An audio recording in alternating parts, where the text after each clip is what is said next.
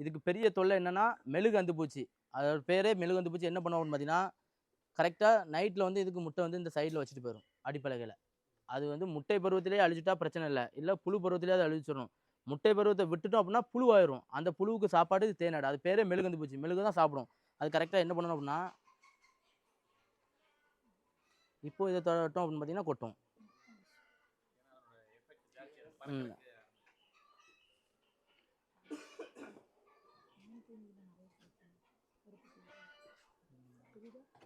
இப்போ இது அப்படியே விட்டு ஒரு 10 நாள் பார்க்காதனால புழு வந்துருக்கு பாருங்க. இந்த காட்டுறேன். ஐயோ கீழே வந்துட்டு.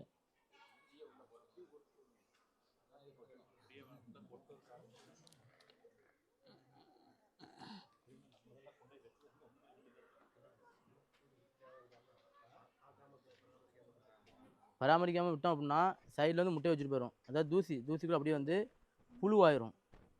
ஒரே ஒரு புழு இருந்து அதுவும் கீழே விழுந்துட்டு